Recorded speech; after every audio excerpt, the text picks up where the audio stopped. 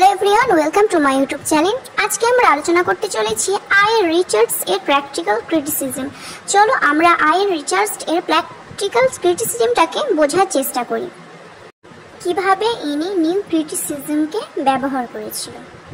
চলো তাহলে এটার ব্যাপারে একটা গল্প শোনাই। আইএন রিচার্ডস এর প্র্যাকটিক্যাল ক্রিটিসিজম নিয়ে এটার উপর একটা স্টোরি। সময়টা ছিল 1920। এই সময়ে প্রফেসর আইএন রিচার্ডস তার আন্ডার গ্র্যাজুয়েট স্টুডেন্টদের সঙ্গে কিছু এক্সপেরিমেন্ট করেছিল। তিনি সেই স্টুডেন্টদেরকে একটা র্যান্ডম প্রোজ দিয়েছিল এবং তিনি সেই প্রোজটার অথরের নাম সেই স্টুডেন্টদেরকে বলেনি। তোমাদেরকে এই পোয়েমের অথরের নাম বলা হবে না এবং তোমরা নিজে মনেই এই পোয়েমটা অ্যানালাইজ করো বিনা অথরের নাম জেনে।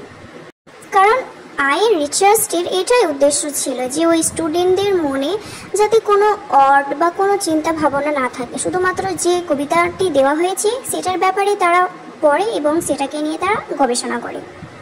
তিনি শুধু এটাই পরীক্ষা করতে চেয়েছিলেন যে এটার রেজাল্ট কি হতে পারে। একটা কবিতা যার কোনো লেখকের নাম জানা নেই, অথচ সেই কবিতাটি কি বোঝা যাবে যে এটা কে লিখেছে কিংবা এই কবিতার অ্যানালাইজ, কবিতার ইনার মিনিং, এটা কিন্তু অসম্ভব মনে হচ্ছে। কিন্তু এটাই প্রফেসর আইএন রিচার্ডস করেছিলেন। তিনি তার বই প্র্যাকটিক্যাল ক্রিটিসিজমে পরিষ্কারভাবে বলে দিয়েছিলেন যে তিনি এক্সপেরিমেন্টটা কিসের জন্য করেছিলেন। কারণ যেসব লোক পোয়েট্রি পড়তে এবং জানতে পছন্দ করেন তারা এটা ডিসাইড করতে পারে যে তারা আসলে পোয়েট্রিটা পছন্দ করে কিংবা না করে, তাদের কি আসলে পোয়েট্রি পড়তে ভালো লাগে এটা জানার জন্যই তিনি এক্সপেরিমেন্টটা করেছিলেন। তিনি ওই স্টুডেন্টদের বলেছিলেন যে তোমরা এই পোয়েট্রিগুলো পড়ো এবং তোমাদের রিয়াকশানগুলো তোমরা তোমাদের খাতাতে লিখে ফেলো যে তোমরা কি বুঝলে এবং সেটা থেকে কি মানে বুঝতে পারলে। তিনি সেই স্টুডেন্টদের চিন্তাধারা এবং ভাবনাগুলি জানতে চেয়েছিলেন। আর বেশিরভাগ সময়ে স্টুডেন্টরা কি করবে যে তারা তাদের চিন্তা ধারণা অনুযায়ী ভুলভাল একটা মিনিং বার করে ফেলবে। তারা তো এটা করতে পারবে না যে পোয়েট যখন কবিতাটি লেখে তখন সে কী উদ্দেশ্য নিয়ে কবিতাটি লিখেছিল, তার একটা নিজের মন অনুযায়ী একটা উল্টোপাল্টা একটা মিনিং বের করে ফেলবে এবং সাধারণত এই ভুলটাই হয়। আসলে পোয়েট্রি জোরে জোরে ভালোভাবে পড়তে হয়, কিন্তু যখনই পোয়েট্রি পড়া হয় তো মনের মধ্যে একটা ইমেজ তো তৈরি করে।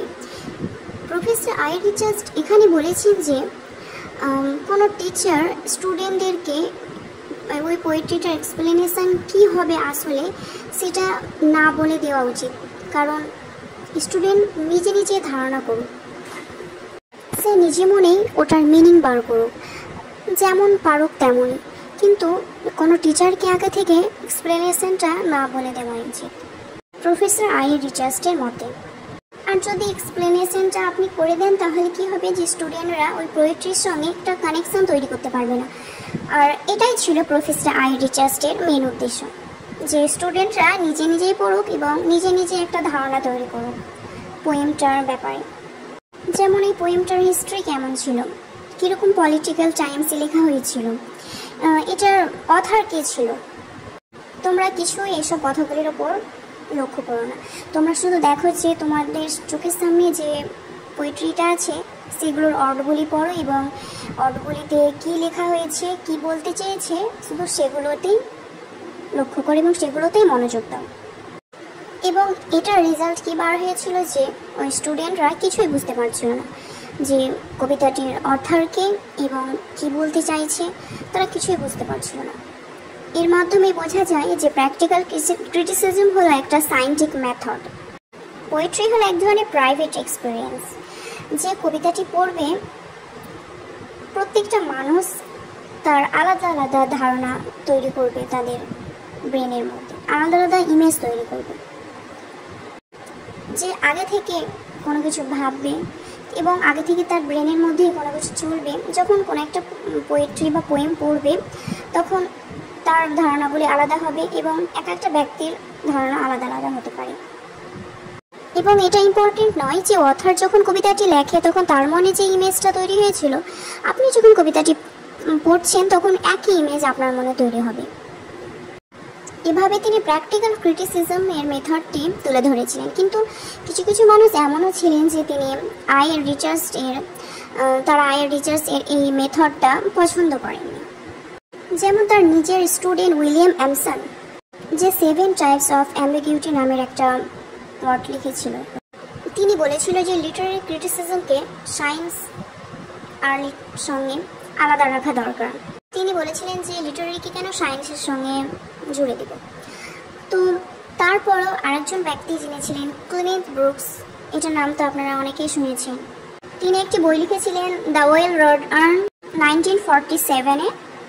তিনি একটা এসে লিখেছিলেন। আর এই জন্যই আমরা বলি নিউ ক্রিটিসিজমের ফাদারকে আই.এ. রিচার্ডস। আর প্র্যাকটিক্যাল ক্রিটিসিজম কিভাবে নিউ ক্রিটিসিজমের সঙ্গে যুক্ত আছে, এটা আই.এ. রিচার্ডস প্রথম এক্সপেরিমেন্ট করেছিল। নিউ ক্রিটিসিজমদের কিছুই জানা ছিল না এটার সম্বন্ধে, তার জন্য আই.এ. রিচার্ডসকে ফাদার বলা হয় নিউ ক্রিটিসিজমের। তাহলে আমি এখান থেকে ভিডিওটা শেষ করছি। এবার আপনারা প্র্যাকটিক্যাল ক্রিটিসিজমকে একটা স্টোরির মতোই ভালো করে বুঝেন। আর এটা এবং অনেক সহজই। আর যদি আপনাদের কোনো অসুবিধা হয়ে থাকে তাহলে আমাকে কমেন্টে অবশ্যই জানাবেন। আর like, share and subscribe to my YouTube channel. আর আসছি পরের ভিডিওতে।